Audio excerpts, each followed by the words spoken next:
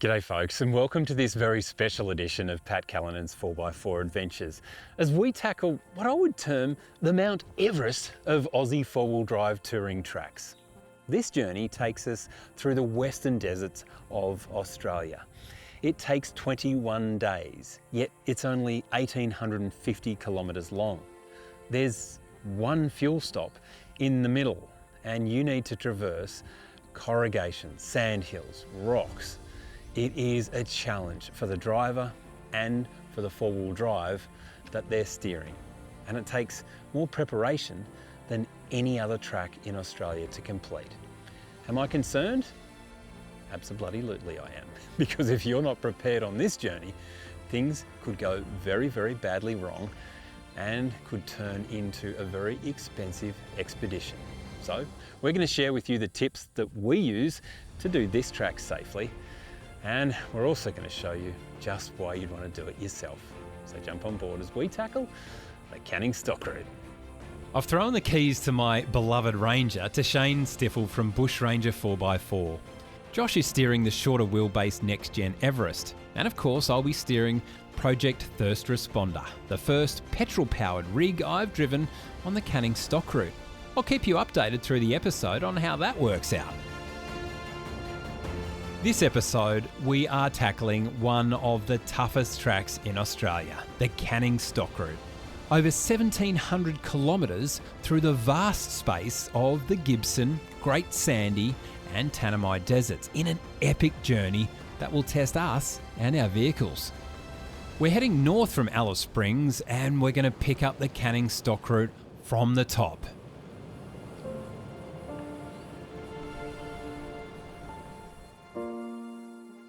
Cruising down this road, doing 90 kilometres an hour, checking the fuel economy. This Everest could not be loaded anymore. I couldn't fit one more thing in if I tried. And the fuel economy, 8.1 to the 100. How good is that? But we've had some devastating information come in over the radio. The northern part of the Canning is closed due to unseasonal rain. And now I have to break the news to the entire crew. Western Australia's been smashed with a massive rain belt and the top of the Canning Stock Route is closed. Zero vehicle access and it's flooded. So the area right up the top near Stretch Lagoon, shut. They've had so much rain up there that the Wolf Creek meteorite crater that I've always known to be bone dry has filled with water. I mean, this is something with no tributaries going into it. This is purely out of the sky rain has landed there and has filled it up. So we can't enter from the top. And so we're gonna have to get the maps out and try and work something out. We've already traveled about 8 days just to get here. And yeah, the guys aren't going to be happy, but that's the outback, folks. She doesn't always play nice. So I radioed into the team and let them know the situation, and we've pulled over to plot another course. Fellas, how are you feeling after that news? Mate, I'm absolutely devastated about that. That was just the biggest kick in the guts. I was so looking forward to the Canning. Yeah. You know what though? I reckon there's a chance we can still do some canning. We may not get the entire canning done. Obviously the top is closed and we've got to respect that. But I think where we are at the moment, we can now come in through the east. So just north of Alice, there's the Gary Junction Road and that runs along here. So she's all beautiful red dirt. There is a bit of fuel, but we are coming up to the weekend and those fuel stops, as our HEMA tells us here, are open very rarely. In fact, most of them are closed on a Sunday. So that's a bit sketchy when we're looking at 1,000 Ks or so with no top-ups until Coonawarrigi. So we're going to have to drive pretty conservatively and maybe knock on a few doors for fuel and pray. It's a big distance, isn't it?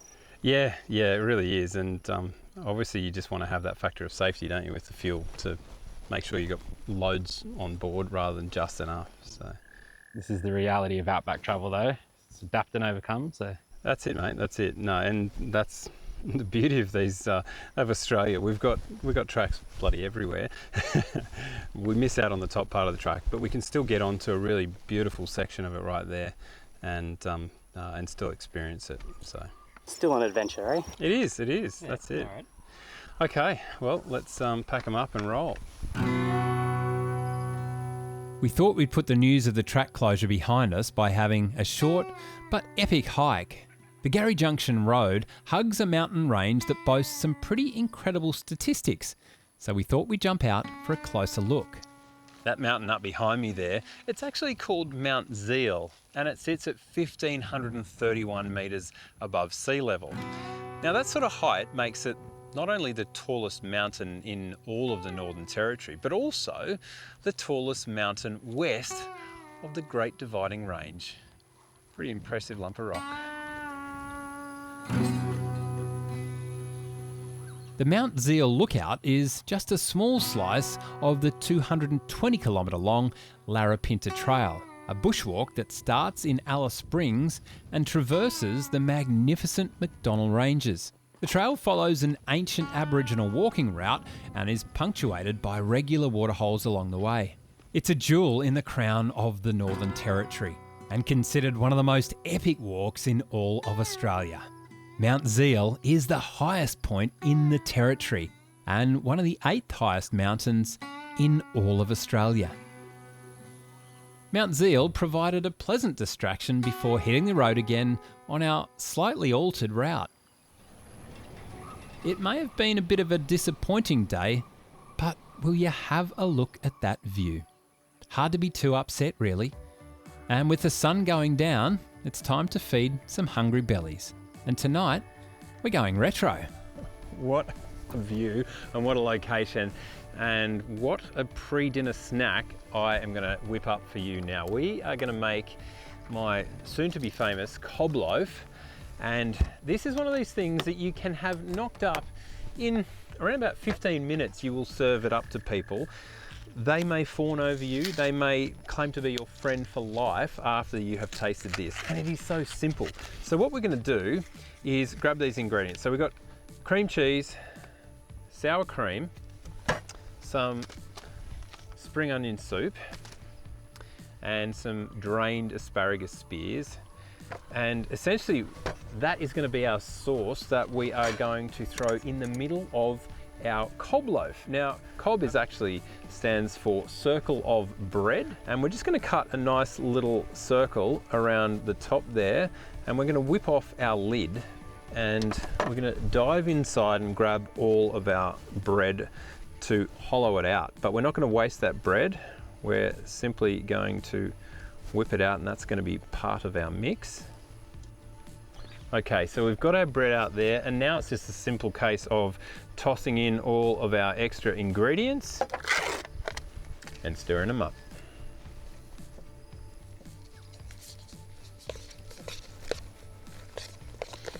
Now that is all nicely stirred together, we're going to return this back to our cob loaf. So that becomes our super tasty filling. And when you think about these ingredients, folks, sour cream, asparagus, and a little bit of salt there from the spring onion mix, you kind of know this is going to taste good.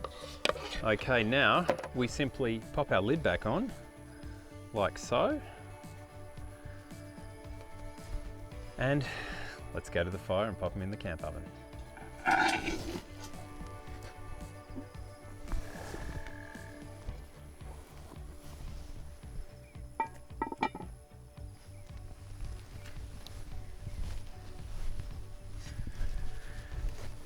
Now, the most common problem that you're going to have with a campfire and the camp oven is the fact that you're probably going to heat it up too quickly and too hot. So I always like to move the coals a little bit away from the fire. That just knocks a bit of heat out of it, because all this needs is a light toasting. About 6 or 8 minutes should do it. Drop a little bit on top as well. And around about 1 beer later, this will be ready. Great beer, Great view.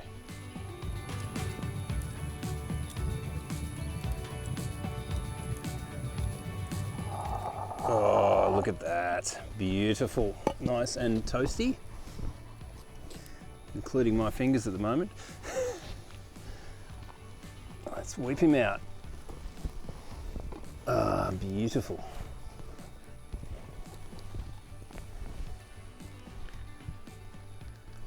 That looks good.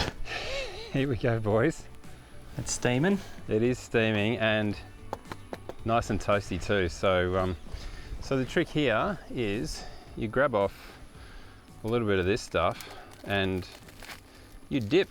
So you need to give me your review, gents. Guess first, right, Pat? Absolutely. This is my first ever cob loaf. Really? Yeah, never had it. Didn't get much in that.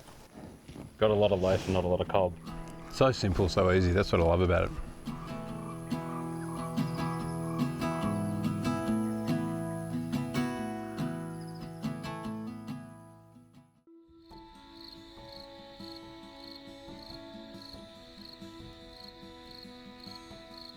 What a place to start the day, at the foot of those beautiful ranges. We've spent the night off the side of the track on the Garry Junction Road. It is what can only be described as picturesque. If you're used to camping, particularly on the east coast of Australia, you really got to research and look for those designated campsites. Not out here in Central Australia. I simply saw this mountain behind us, thought it looked drop dead gorgeous and thought, well, let's try and find camp. So we pulled a couple of 100 metres off the road, drove through the scrub, found this clearing, and look what we've woken up to. This is Mount Liebig, and it's one of the tallest mountains in the region. Just the most gorgeous mountainscape that you could see. Anywhere else, this would be full of tourist buses because it is just so beautiful. But out here, we've got it all to ourselves. We bid Mount Liebig goodbye and continue on our quest for the Canning.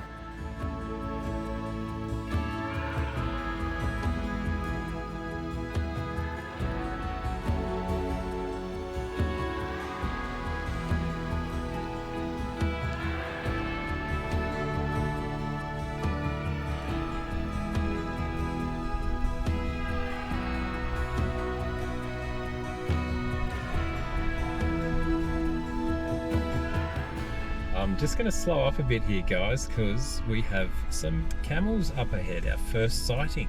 My bucket list for the trip is already getting ticked off. Oh, I love camels. They taste good too.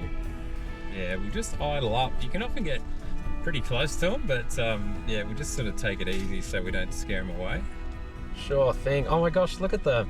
Are they on the road, Pat, or are they off to the side? I can't really see from back here. Yeah, they're just off to the left-hand side of the road, mate. At the moment, we'll see if they do a runner, but they're looking pretty tame at the moment. Camels are technically pests, aren't they? Yeah, mate, they are a bit feral and introduced species, but we've got over 1 million of them in Australia, and their bloodlines are so pure that we actually sometimes send them back to the Arab countries, and they use them for racing because they're so healthy and strong. Ah, thoroughbred camels. And this one up here looks a bit like Josh Leonard's ex-girlfriend. Yeah, it's got the right eyelashes. They are not scared, are they? They're more interested, hey? Yeah, guys, that's right. That's an F-150. There's a bit of beauty about them in a way, isn't it? Sort of a strange beauty about their faces. They are just the most interesting looking animals. That's 2 out of 1 million right here, eh? Yeah, that's it, mate. They just seem to survive and love this country so much. Obviously, they're a desert animal, but yeah, it's pretty awesome. I would not want to hit one though. Pat, do you know how they were introduced into the country? Yeah, Shane, the Afghan cameleers used to use them. Obviously, they used them in early expeditions like your Burke and Wills. But yeah, they were also used to transport goods into the regional areas because obviously they had a lot more staying power and carrying capacity than a horse. It's a bit like comparing an F-150 to a Ranger. They were the F-150 of the outback at the time. They obviously didn't put carriages behind them though, did they? No, mate, no. Just load it up high. Yeah, they'd stick something akin to roof racks on them, and they would carry massive loads. But often, no one would ride them. They just sort of walk them along the tracks. A camel with a base rack. Yeah, exactly. Seeing camels in the desert has to be one of the bucket list items for a trip like this. What an awesome sighting, and I'm sure it won't be the last. One of my concerns with taking the F-150 out onto such a remote track as the Canning Stock Route was the efficiency of the vehicle. I'm used to driving diesels. This is a petrol, particularly one with 2 turbos and around about 300 kilowatts. So I wasn't too sure how we'd go. So I started with the prep of putting in a long-range fuel tank. I've put in a 205 litre long-ranger tank. But what I've also done is really tried to drive economically, more so than I normally do. So now I've slowed my speeds down to around about 85, 90 kilometers per hour on these tracks.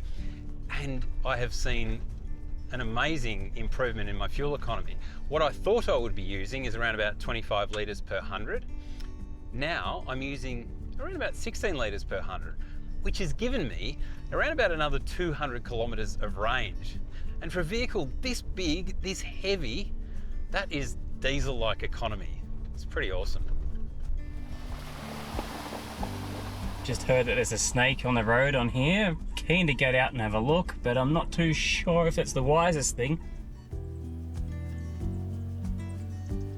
Guys, I'm going to show you why I carry one of these things, snakebite kit, in my kit at all times and make sure everyone can actually access it. We just drove past this unfortunate fresh little bit of roadkill here. So this is a brown snake, super venomous. And this is one of the reasons why I feel not too stressed when I walk through the bush around these areas, because I'm wearing some sturdy boots that cover my ankles. I'm also wearing some reasonably thick jeans. And the reason for that is that this is actually one of the most venomous snakes in the entire world. And if he gets his fangs into my skin, that's a problem. But you find that these fangs on these snakes are actually reasonably small and they can't actually penetrate through most pairs of jeans or boots. But that doesn't mean that they can't bite you elsewhere in your vehicle. I mean, Josh and our crew has been bitten underneath his vehicle while he's been doing mechanical checks, and one of these has been caught up under his vehicle. So you don't want to assume that just wearing long jeans and boots is going to protect you for everything, but you also want to have one of these snakebite kits with their proper compression bandage with the pictogram on it. That really does make the difference in these sort of areas. Here it is here. So with that survival bandage, you have a rectangle and you can work out when it is actually correctly tensioned, because that rectangle turns into a square. You can do it yourself, you can get someone else to do it, but the important thing is that you immobilize the patient, because the last thing you want to do is pump that horrible toxic venom around your lymphatic system and send it right through your body. So this little guy, he's not going to hurt anyone, but it is a shame to see these native snakes knocked over, but I can assure you there are thousands more where he came from.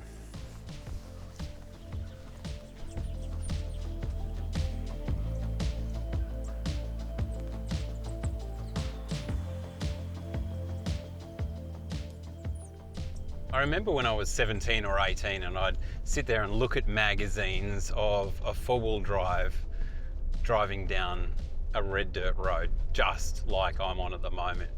And I used to just think, you lucky buggers, look at what you're doing and look at where you are.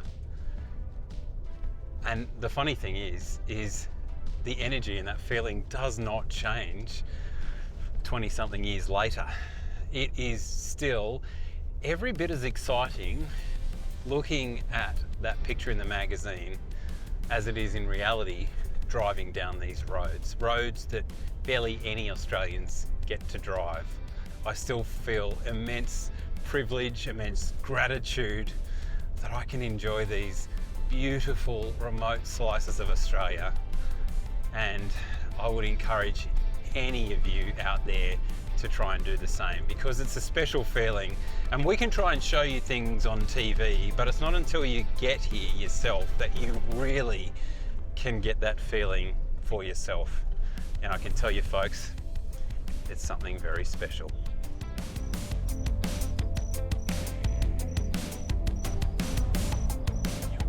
One of the common things you will see around these parts are burnt out cars by the sides of the road, and there is one right now.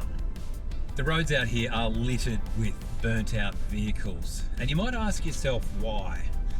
Well, for starters, the sheer remoteness means that there are no tow trucks out here, and if there was, it would cost you tens of thousands of dollars to pick a vehicle up. So when something burns out, it's going to stay there.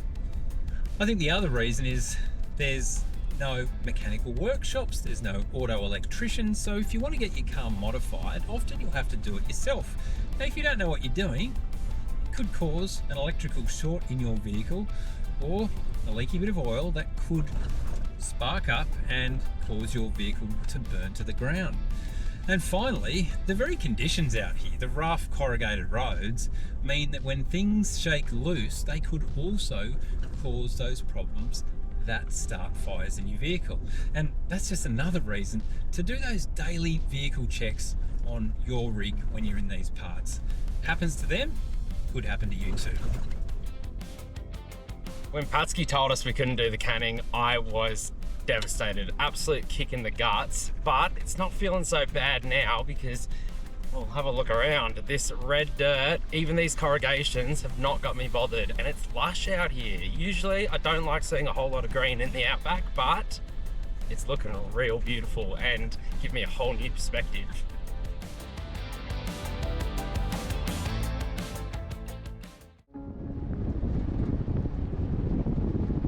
Josh, what's the sort of feeling you get as you drive through this landscape?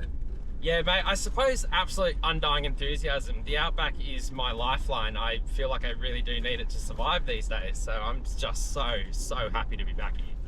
And Shane, what would you say to someone who said, come on mate, there's a lot of kilometres, a lot of diesel to burn, loads of corrugations, why would you want to come out here?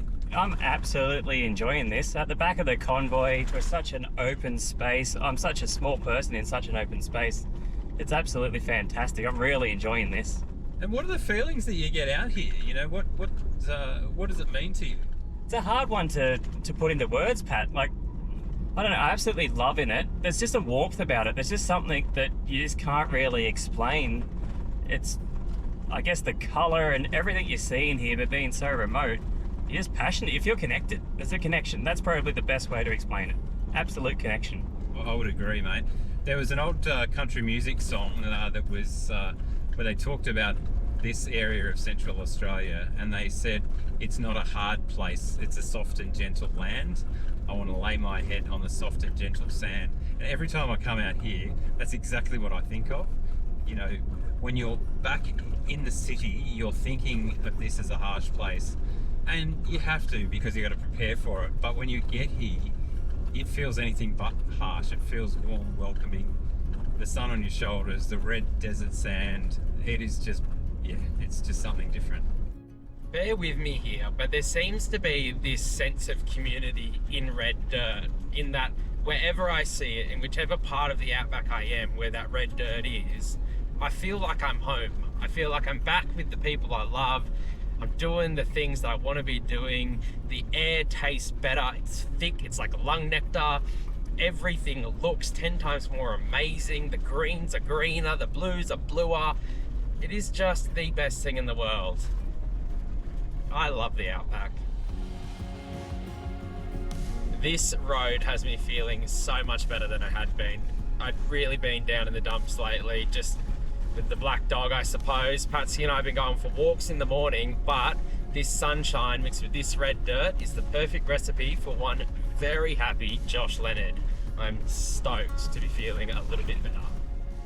We pulled into the remote community of Detour to fuel up before heading even further into the desert.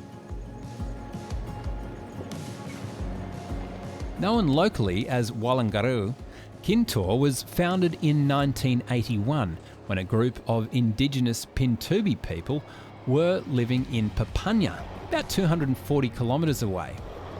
They became dissatisfied with living in what they saw as foreign country and returned home after being forcibly removed by the government decades earlier.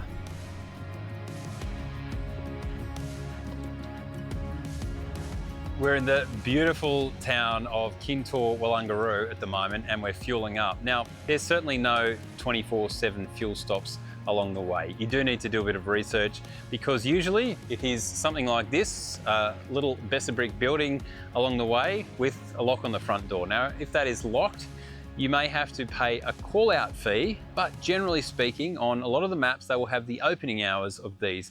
They may be closed on a Sunday, they may be open for only 2 hours during the day, so plan your trip accordingly and you'll be fine. Otherwise, you just might have to have a little call-out fee.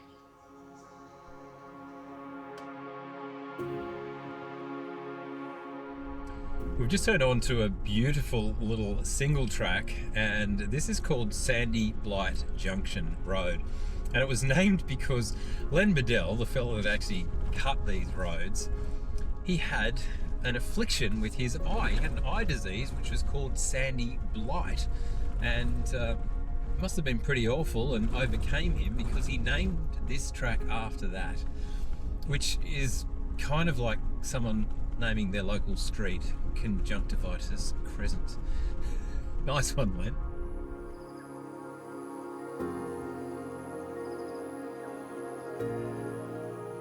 Well, I don't want to name names, but some folks in this caravan are well overdue for some personal hygiene. Luckily, we've brought along the Bushwhacker Extreme Shower Ensuite. It's lightweight, it's easy to set up, but it's the two P's which sold me on it: portable and private. We're all going to smell as fresh as daisies tomorrow. And she's piped up to that beautiful Ozj hot water system powered purely off 12 volts. Tonight we're camped at the base of the mighty Mount Leisler, the home of the Pintubi people, which is the highest point in the Kintor Range. And it is a majestic sight indeed. This mountain is restricted as men's country. Women have the corresponding range across the road.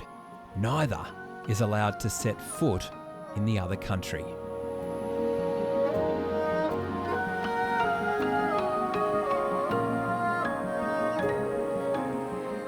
Mount Leisler was a stunner at sundown, but it managed to take our breath away again in the morning.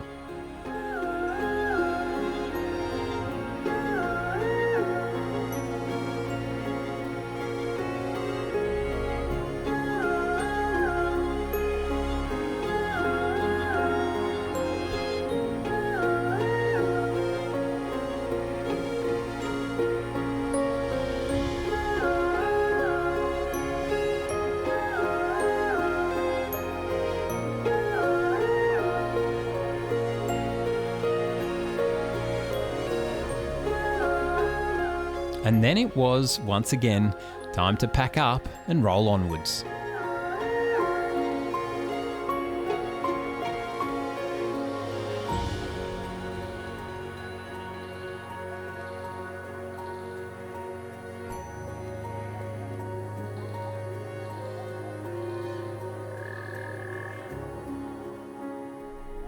When I was a kid, I used to dream about having a ute and driving it through the outback on tracks that took so long to drive that you'd have to pull off on the side, have a camp, and then in the morning start up your adventure all over again. And now to be doing it pretty much all day, every day, not just for work, but for the sheer joy of it as well.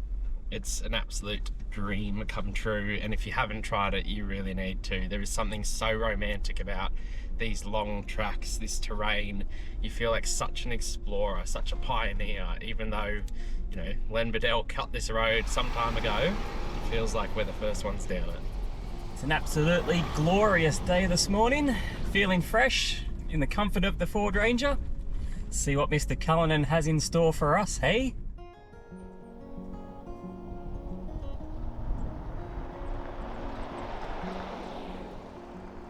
Pat's got us on a search looking for a marker. The Tropic of Capricorn, he said. It's like finding a needle in a haystack in my eyes. According to the map, it should be right here. Gentlemen, we are not having any luck this morning. No Tropic of Capricorn plaque anywhere to be seen. And I look at that HEMA and it looks like we're bang on top of it. So you're thinking we make one?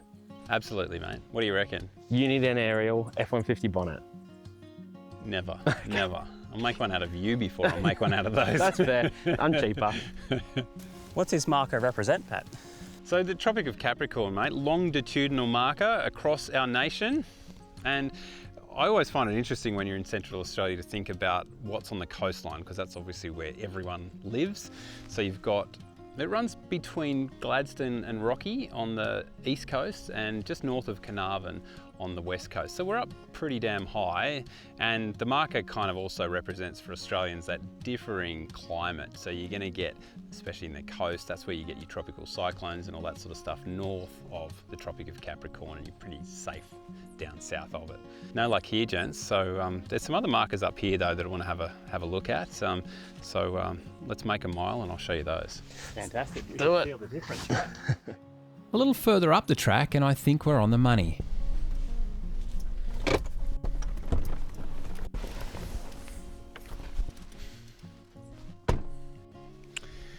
Do you respect me more or less because I've got electric side steps? Somehow, I think less. I don't care.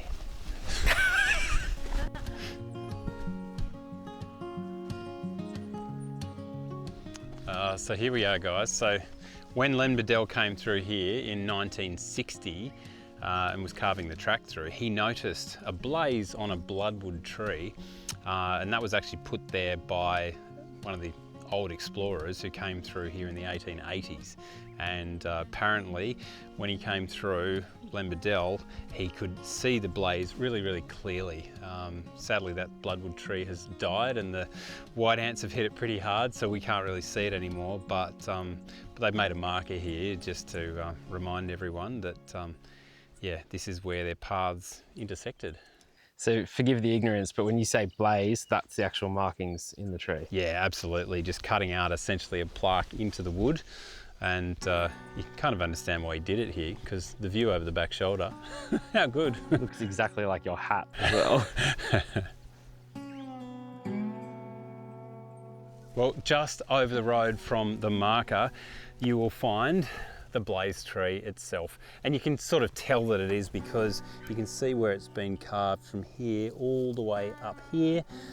That's the right height. That would have been the comfortable height for Tytkins to carve it in, but it's also been placed up on some Besser bricks to try and keep it away from the termites, but to no avail. They're certainly winning at the moment. So if you want to see it, you better get out here soon, because pretty soon this is going to be turned to dust.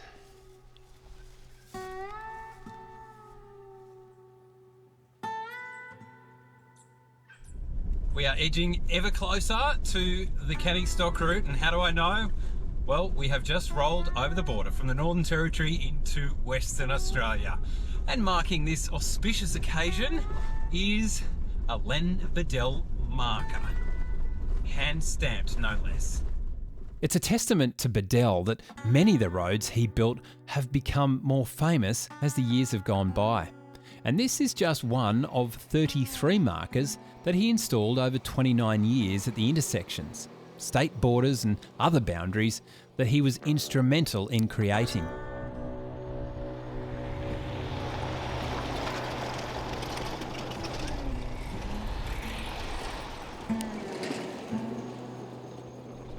When the Gary Junction Road crosses the Western Australian border, it turns into the Kiwikura Road. And that is where we're headed now, into the small community, taking a small diversion. We'll top up the tanks, and that will be our final fuel stop before we hit the mighty Canning Stock route, and I cannot wait. With a population of about 170, Kiwikura is thought to be one of the most remote communities in Australia. There is a school with 3 teachers and 24 students as of 2021. The school teaches Pintupi language and culture, We took the opportunity to fill the tanks and check out the final resting place of another piece of history. Oh, no way. I've been dying to see this, mate. This is Len Bedell's ration truck, 1960. They were cutting in the Gun Barrel Highway, they'd done the Sandy Blight, and then they were coming back east to bring a road till Papanya. And Len turned around, 6 k's back, he saw black smoke and knew that it was his ration truck on fire. So not only did they lose all of their rations, but there was a 1,400 litre water tank in the back there. All the water was boiling, it was that hot. There was nothing else to do. This actually reminds me of how you do a recovery. So they just shot a hole in the tank and made a cup of tea. Wow, wow. How freaky would that be? Such a remote area and your entire ration truck up in smoke. Absolutely. And then Kiwikara decided to sort of adopt it as part of their history. They towed it 30 k's in, and here she lays in pretty much perfect condition. We could restore this. It's a top story, isn't it? It really is, and the condition of it, considering what it's been through, is incredible, isn't it? The strength of the metal in that rig, amazing. I'm getting ex-military vibes, so that looks like a turret. Yes, yeah, she was probably ex-military, yeah. Just so cool that it's still here.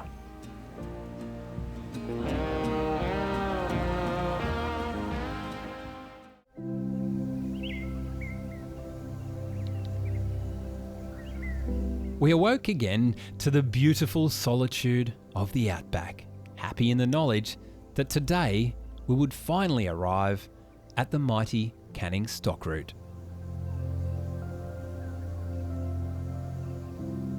We've spent the night at the Jupiter Well campground on the Kiwikara Road, which also plays host to a vital resource. Well, this is one really good sign that we are getting ever closer to the Canning stock route, Jupiter Well. This was actually put in to service the road crews that built the original road right through this area. It was called Jupiter Well because when the workers first put it in and they looked at the reflection in the water the very first night, they could see the reflection of the planet Jupiter. Pretty cool, hey? And as you can see, she works a treat. So we're standing on Kiwikara lands here at the moment, and that mob, they really look after their lands. And one of the particular hates of theirs is feral animals coming in and eating things like bilbies. They particularly don't like feral cats.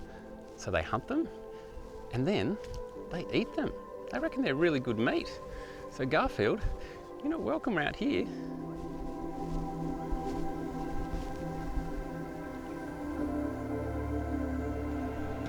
We've got to put a few more Ks under our belts on our way to pick up the Canning stock route.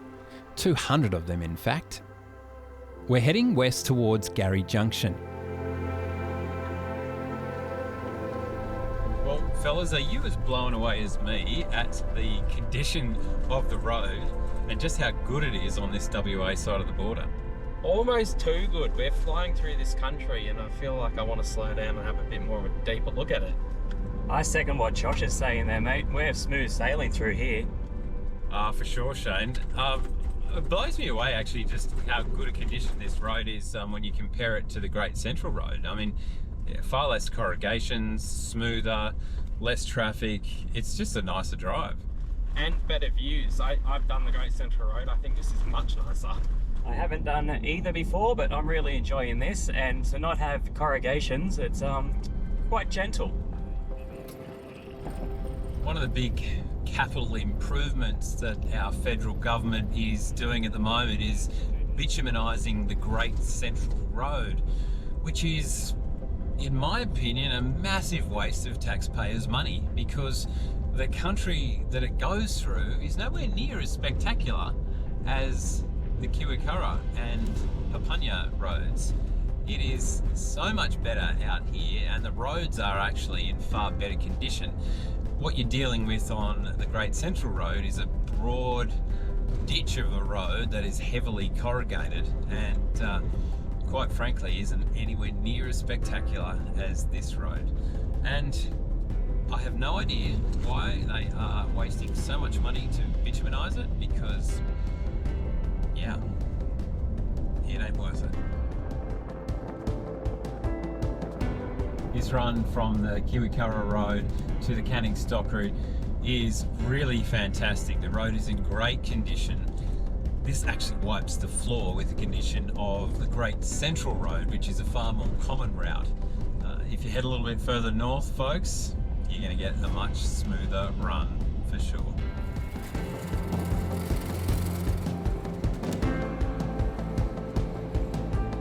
It's a beautiful drive out. The entire horizon opens up in front of you, and the excitement is palpable.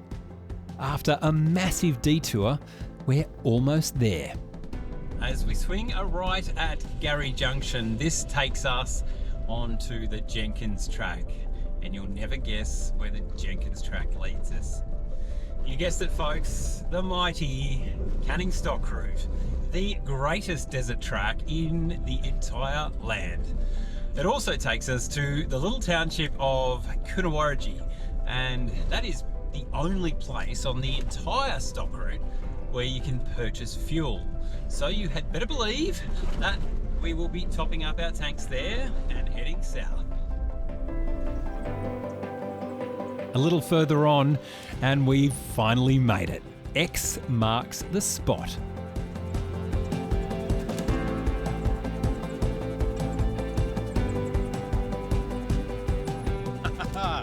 We did it, mate. Oh, Well mate. done.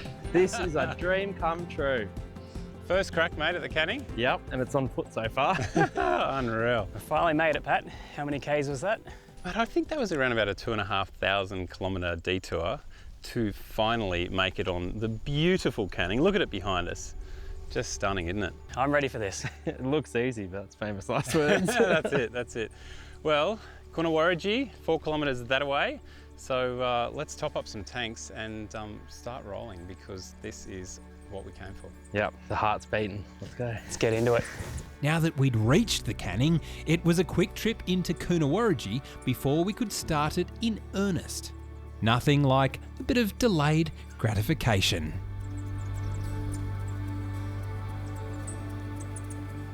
Coonawarrigi is a small community of the Matu people. They have a school, a clinic and a community store. And it's the only place you can buy fuel on the Canning Stock Route. So we're filling up the tanks once more, fuel and water. And I've ducked into JJ's Outback store to pick up a little delicacy for later on.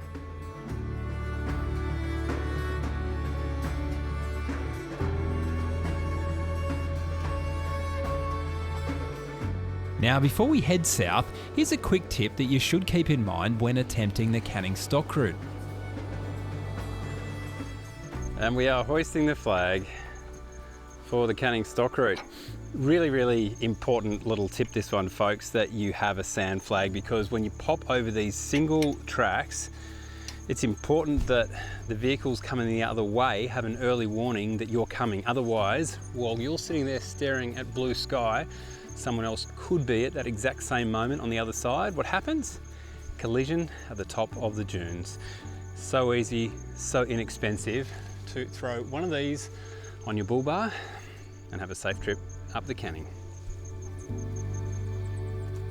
We're also taking the opportunity to air down to around about 28 psi all round to smooth out the bumps. And so, with those last preparations complete, our Canning journey can commence. Can you hear the rattles on this track on the Canning Stock Route? Oh boy, this is one of the quietest vehicles that I have driven ever. Yet anything that's not tied down inside is rattling and it's shaking. So that's the Canning Stock. It has corrugations like no other track in Australia, and they go on and on and on. And it is one of the big reasons why we lower our tyre pressures, just to gain a little bit of free additional suspension through the sidewalls, softening them up, those sidewalls of our tyres, so that we can just go a little bit smoother. I may drop a little bit more air out of my tyres as well. This road has never ever seen a grader. It was a stock route that turned into a four-wheel drive route. So what you see is what you get. And what you get is what I love. But the Canning is not for everyone. It will test you, it will test your 4x4. Big time, it'll test your suspension. I would often recommend that people take an additional set of shock absorbers because that's one of the most common things to go along this track. We're not going to bother because I've got a lot of confidence in my Outback armour, but anything lesser and I'd be bringing some spares for sure. Well gents, we've been on the Canning stock route for what, 2 minutes? And what are your first impressions? It is bumpy as heck out here, but stunning all at the same time. It was an absolute violent start, Pat, to get straight into it, but instantly understand why everyone wants to be here. Yeah, have you ever driven on corrugations quite that harsh? Never, and never so quickly into a track either. Not on 4 wheels, that's for sure. Yeah, that's it. She's a rough and tumble ride, man. This is where you earn your stripes, and I guess this is why this track is ranked as #1 in all the desert tracks in Australia. How many people do you think drive this every year, Patsky?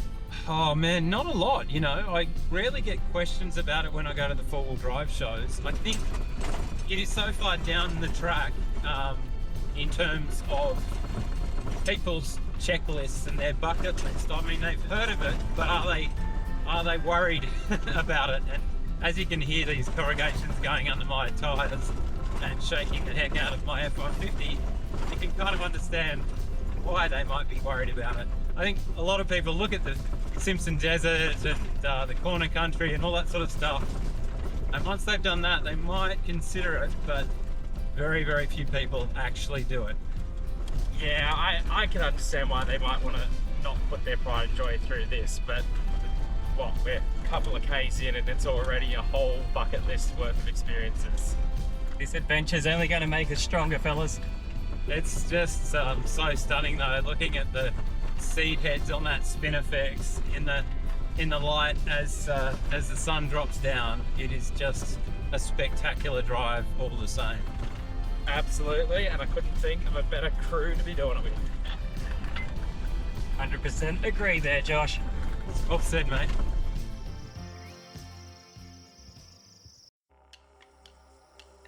As the sun rose on another perfect Canning stock route day, I thought I'd whip up a little bush tucker. Well, gentlemen, I have before me a local delicacy from Coonawarra kangaroo tail. Have you ever had it? No, mate. Not in the traditional way, that's for sure. Okay. Well, I've never cooked it in a traditional way either, so this is going to be an experiment for everyone. But I had a chat to a lovely lady from the Kintor mob, and she gave me the goss on how to cook this, so I'm going to give it a crack. The interesting thing about this though, folks, this entire tail cost $9.69. Josh, how much was the packet of chips that you bought yesterday? $10. $10. So this is cheaper than a packet of chips in Coonawarra. That's a pretty cool local economy. High protein meal versus a dodgy fatty packet of chips, mate. Stop fat shaming me. I'm gonna set you on your high protein ways. Okay. So that's still got some fur on it by the look of it, Pat? It does, mate, it does. It's got plenty of fur. This is as she came off Skippy. And so we'll peel off the glad wrap. And first step is just to singe all that fur off. So we're just gonna chuck her in there, grab the gloves. Not sure what you're feeling right now. Hungry. Doesn't smell great, nothing like singeing fur to be a bit on the beak. It just looks like a bit of wood now. I have never cooked a kangaroo tail quite like this before. I have tried before, but I ended up with a singed mess. But you do find these frozen roux tails, folks, in all of the little supermarket freezers in each of the little townships that we come through. They are really abundant. The locals absolutely love them, and they make kangaroo tail soup, but this is the most common way to cook them. So good to be on the Canning, cooking roux tail. It's the authentic experience. It's a bit Aussie, isn't it? Doesn't get much more Aussie than this. So why are we taking this fur off the outside, Pat, if we're not going to eat that part? Well, mate, I guess you pluck a chook, you skin a rabbit, and you singe a roo. You could write a poem about that, I think. So never had this cooked in the traditional way, Pat. Normally I have the kangaroo steaks at home and it's a couple of sizzle on one side for a couple of minutes and we're done. A lot of protein, that's for sure. Yeah, that's it. It's actually one of the leanest and highest protein meats out there. It's just a shame, I think, that culturally we don't tend to eat it because it's such an abundant food source. Australia has an actual kangaroo culling limit that we started up over 50 years ago, and we've never actually reached that. So because we've cleared all the land, they have really proliferated their numbers, and really it's great for the environment to actually make a meal out of them because you're eating high protein and helping the environment, really. I know cooking at the pan at home, it gets really chewy really fast. How do you know if it's overdone on a fire? Yeah, well, I think, to be honest, mate, this is going to be a bit of an experiment. We're only going to cook it for about 15-20 minutes once we wrap it in foil and get all that fur off. I think the actual leaving the skin on is going to help to protect it and keep the moisture and stuff in there. So we'll see. Okay, so I've knocked the coals off. Now it's just time to wrap her in foil. So, Josh, you want to help me out here, mate? Well up. Snake him around. Oh, that's a great idea, lengthways, yep.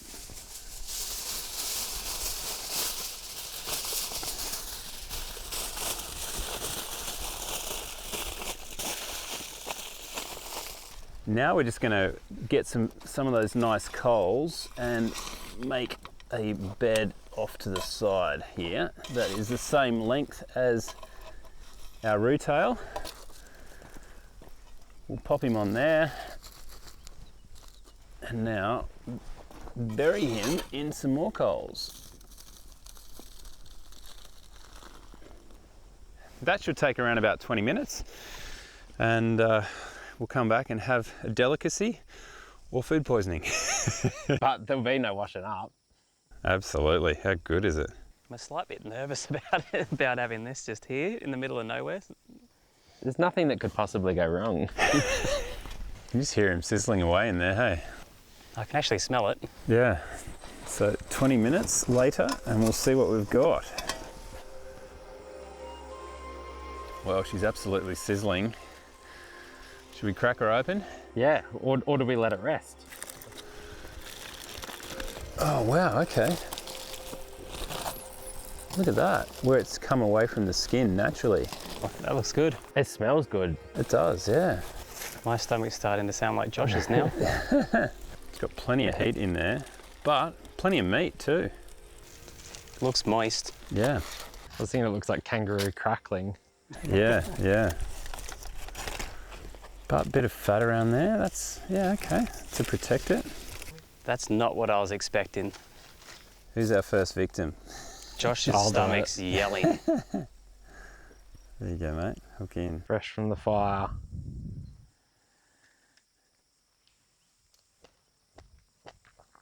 No, that's proper good. That's actually really good. Wow.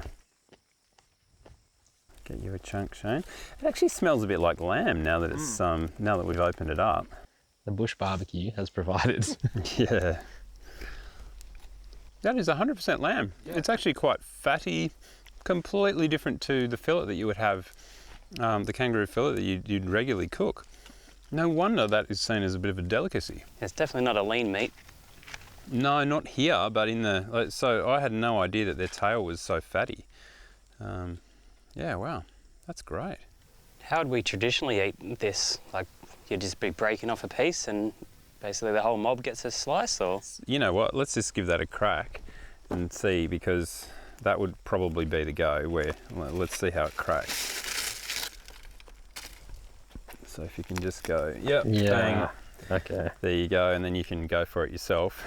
See how much fat's in right at the end there, that's amazing. It gets fattier the closer you get to the tail. It's the Aussie lollipop. There you go. Bubbling out. I've been dreaming of the canning, mate, but I never dreamt that I'd be eating kangaroo tail on it. What an experience. It's proper tasty, folks. Canning stock root, kangaroo tail, Gunawarigi style. Cheers, fellas. Cheers, mate. Cheers. Now, with our breakfast putting a skip in our step, we need to get to another important daily ritual: vehicle checks.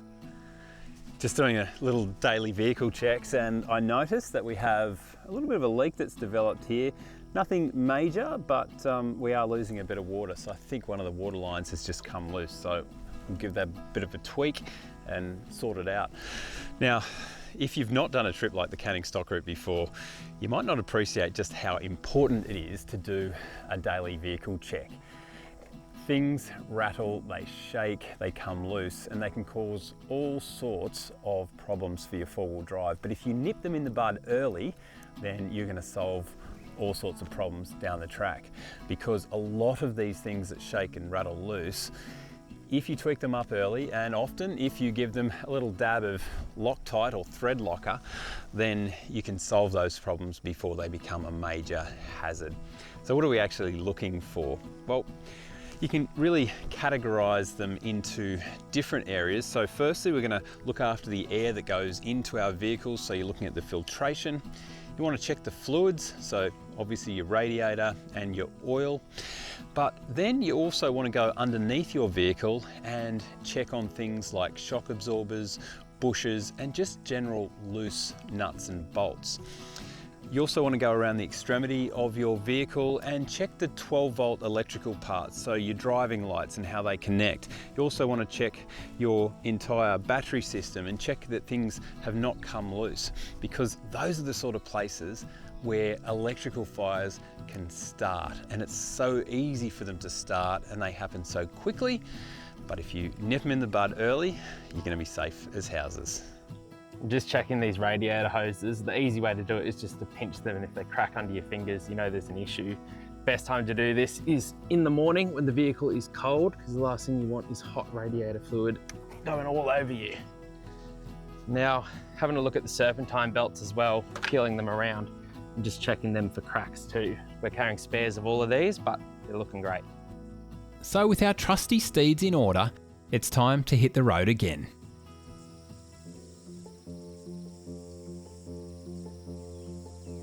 This particular vehicle is one of the first F-150s that came to Australia and has been converted over to right-hand drive. And it's been really interesting experiencing it actually out there on the tracks. And there are a few key differences between this truck and the ones behind me. So firstly, you will notice a mammoth amount of cup holders. I have 5 within easy reach of me right here. So I've got the coffee there, but in the door, I can also fit this giant water bottle. They've got these massive door pockets that just can eat just about anything.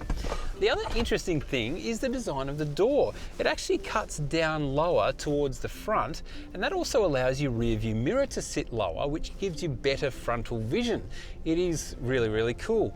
And finally, the overall width of this cabin is really quite nuts. I can splay my legs naturally, and I'm over 6 foot tall, and my right leg does not even touch the driver's door.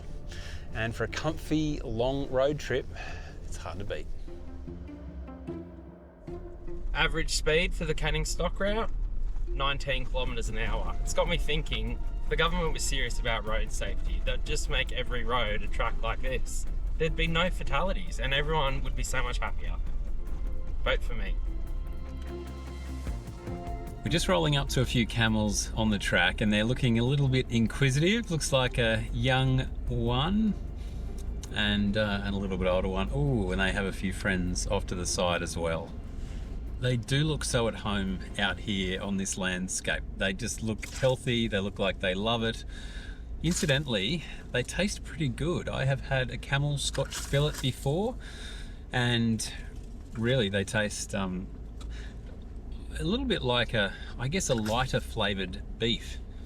And camel and date sausages are also quite the delicacy. And here comes the big bull up ahead. He's not quite so scared. It is a highlight here on the Canning Stock Route, just seeing these creatures that really on most other four-wheel drive tracks in Australia, you don't tend to see them. You'll find them a little bit around Alice Springs and that Simpson area, but out here, guaranteed sightings just about every day on the track. I feel like we're on a safari, but Australian style. These camels are so cool. They're what I really wanted to see when I was out here. I didn't know I'd see so many though. Something very unique about the Canning Stock Route, as I just pull my mirrors in right here, is the fact that the track itself is very overgrown in many parts. So no matter how many vehicles drive it, there is no hedge trimmers, there is no grader, there is no dozer. So the bush, especially after a good season, impinges on the track and it can scratch the heck out of your paintwork. So if you love your car like I do, I have invested in a little bit of paint protection. So just that PPF, I think they call it, paint protection film. It is self-repairing. It actually jazzes up the look of your Duco, and importantly, it repairs. So basically you can rip it off at the end if you want, or just leave it on, and it will continue protecting your vehicle. Smart investment if you're doing the Canning. The terrain along this track is constantly changing, from densely vegetated scrub to open desert to dunes.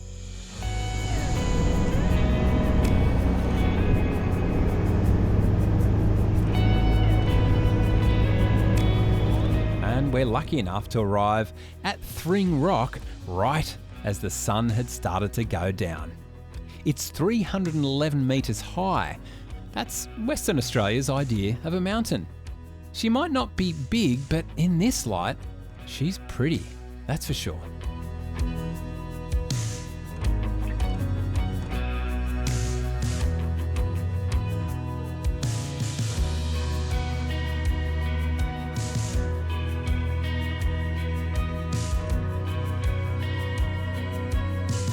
"100 kilometres on the Canning Stock Route, and you cannot wipe this smile off my face." Me either, Shane. Me either.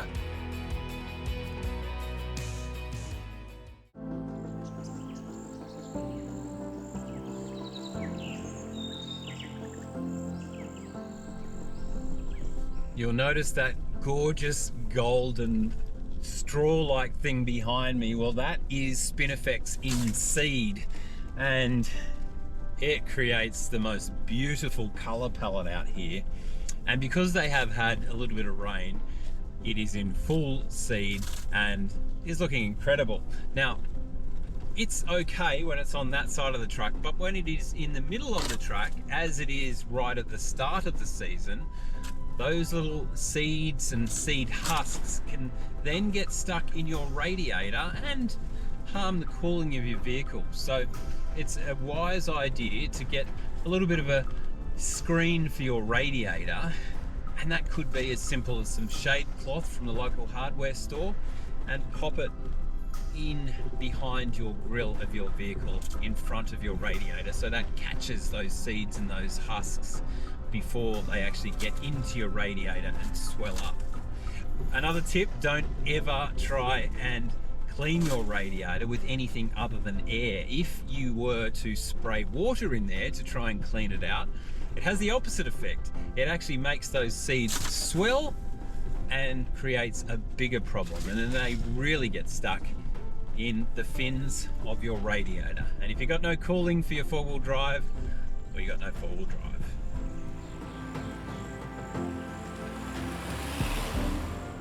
I just can't believe I'm on the Canning Stock Route. What an adventure this is, and to be doing it in vehicles like these, a fleet of brand new Fords, it is just an absolute dream come true. My expectations for the track, all pretty much wrong, but in all the right ways. I love this. This has got to be some of the most enjoyable wheeling that I've had. Going through tunnels of these Spinifex, up over sand dunes, dodging the mallee bushes so you don't give pinstripes across the car. This is what I say is absolutely living. The shifts in terrain out here, as you'll see out this window, it looks like a big field of spin effects as I crawl my way up a red dirt sand dune, and I guaranteed when I pop myself over, it's gonna be all different again. The track changes every 3 seconds. It's like a little Kentucky tour of the outback, except it's not very little. There's a whole lot of corrugations on the Canning, and there's 2 ways to look at it. I'm taking the optimistic one and saying to myself, this is a lot like a massage, and well, I was going to say it's a whole lot cheaper, but we're burning so much diesel, it's probably not. But it is still a massage. And that's a win. When you look at the Canning stock route, you really do need to be 100% self-sufficient when you're driving these tracks. And often I think the smart thing to do is to travel with 1 or 2 or 3 other vehicles. We're actually traveling in a convoy of 4 at the moment. We've got the 3 cars on camera plus our FX4 Ranger, which is our crew car that is a veteran of about 5 seasons of the show. Now, when I say that you should travel with other people, be very selective about who you travel with, because this is not a short 2 or 3 day Simpson Desert crossing. This is torturous conditions for many. You've got to love the corrugations, you've got to love the ruggedness, you've got to be able to handle not having a shower for days and days on end. And that's not for everyone. This is a journey for someone who loves the adventure, who loves the remoteness, the isolation, the person that drinks in the flora and fauna of this amazingly isolated region of Australia. If it's not that sort of person, you really want to leave those ones at home. On a track as remote as this, it pays dividends to be mechanically sympathetic to your vehicle. We're setting a pace of around 18 kilometers an hour. It's taken 7 hours and 50 minutes to the last 148 kilometers. It is slow, granted, we're filming a TV show for you folks, but this is what you have to do. It's not so much that the track is dictating that we have to be slow, it's that we are, because the slower we go, the more the vehicles are going to thank us, and the better the chances of us coming out the other end unscathed are. It can sometimes be a challenge to try and choose the right tyre pressures. We know what tyre pressures to run in sand, we know what to run in rocks, we know what to run on dirt and corrugations, but what happens when the track is all 3 of those conditions? And getting out and changing them is, well, that's a whole lot of time. So the trick is to adjust your tyre pressures for sand here, because the sand part is the challenging part. That is where people tend to get stuck and bogged and have to take run-ups to get over dunes. Sadly, a lot of people actually need to come up to a dune and then make a fresh track so that they can get a run-up to head over these sand dunes. Now, if you're doing that, you are running pressures that are too high. So I would recommend just lowering them until you can idle over those sand dunes. What pressures am I talking? Well, it depends on the load on your vehicle, but I would suggest that something around 18 psi is not a bad starting point. Having said that, right at the moment, the sand is very firm and very hard, so I'm having a very easy time running pressures around about 24 psi in my F-150. But if I start to bog down or have a challenge getting over these dunes, I will be rapidly jumping out, getting my little mean mother tyre deflators and dropping some air out.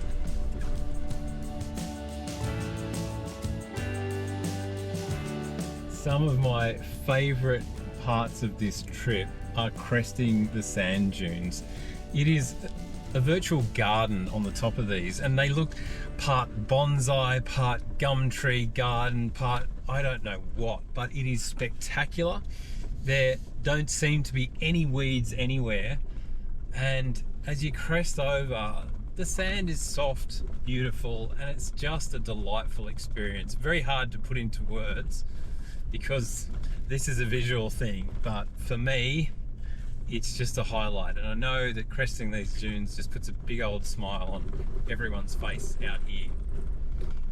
The other nice thing too is you can often just park up the top of these sand dunes and have a cup of tea or some lunch, because there is virtually no traffic on the Canning Stock Route. For the last 3 days, we have passed a sole vehicle, just the one. That was a lovely couple from Berry in New South Wales who had made the trek over.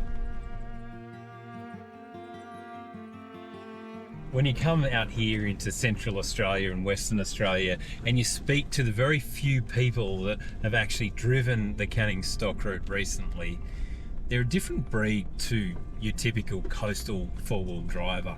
These are the people that drive functional vehicles that keep it simple. They're often a little bit older. They're often wearing a cheap flannel shirt from Big Dub rather than a fancy bit of Yeti merchandise. These are the ones that come out here purely for the bush, for the solitude, for the beauty, the experience. They're the sort of people that I respect.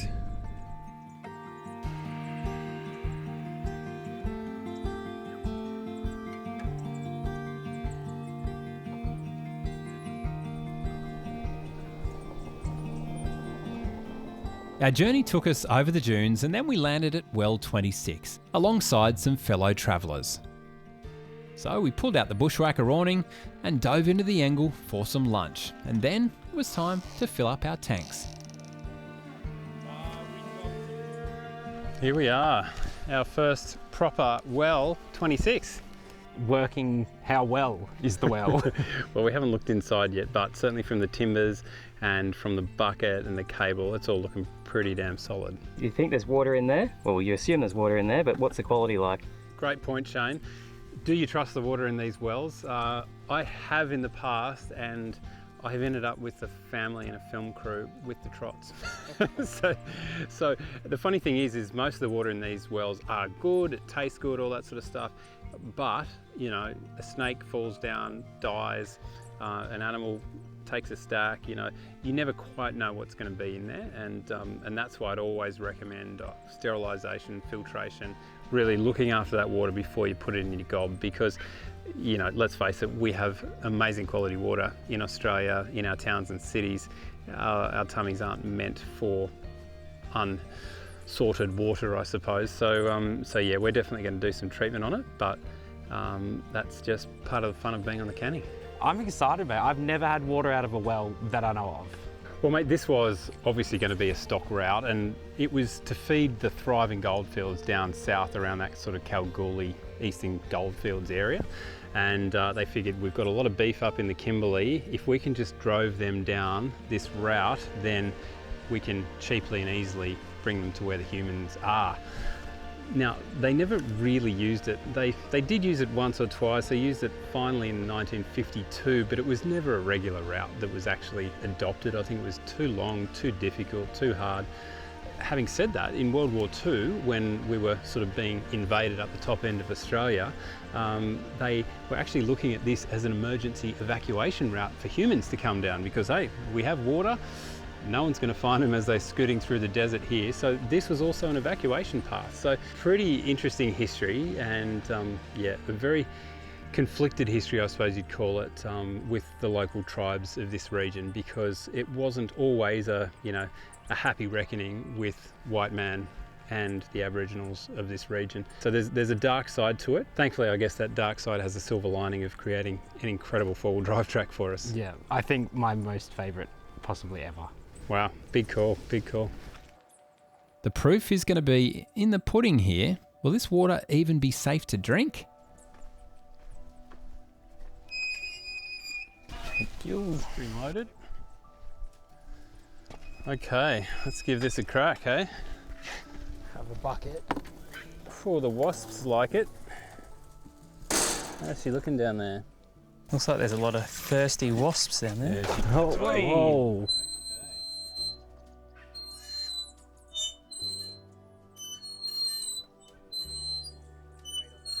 Yeah, she's got a bit more weight on the way up. It's a bit of WD-40 on here, I think.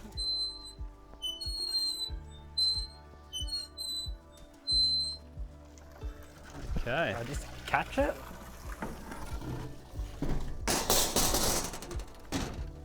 There we go. Okay. Let's check out the quality. Try and pour it into that bucket. Give you a bit of slack. Yeah. Oh, So she's a bit brown. it looks like it's dehydrated. Well, the colour of that, I think we all would agree that it needs a bit of filtration. Yes, very much so. Okay, let's get into that.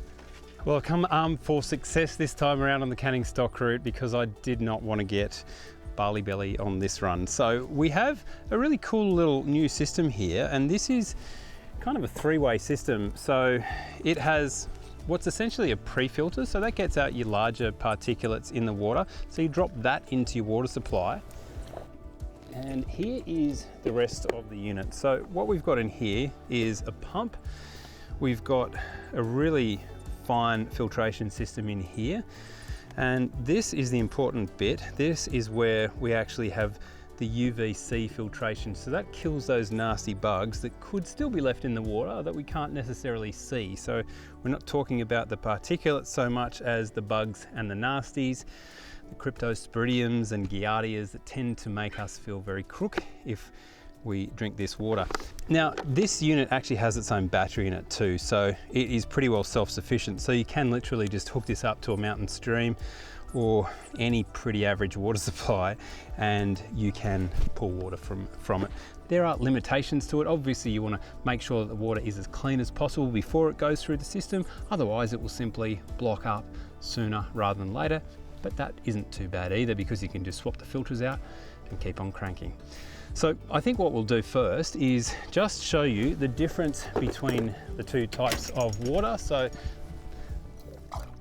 this is what we're looking at there, folks. So you can see that's sort of a bit of a, a pale tea kind of consistency there. So goodness knows what's in it, but we'll see what color we're looking at by the time we put it through the filter.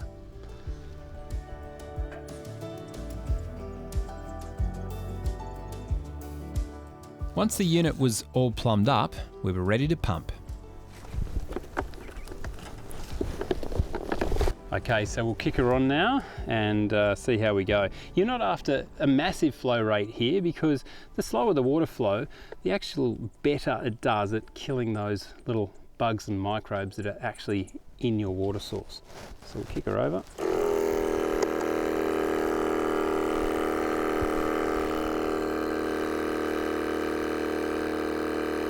Okay, let's grab that glass and see what the difference is, hey?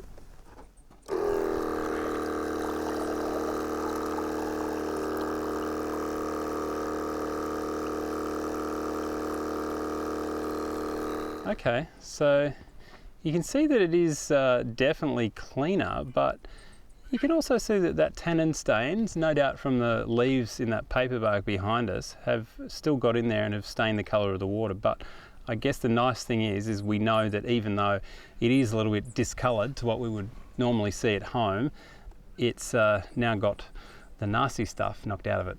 So what are you thinking about that, mate? I'm thinking I'm bloody thirsty, mate. I'm gonna have a sip. Why does everyone look so concerned? Tastes like water. With our guinea pig still alive, we set about filling our water tanks.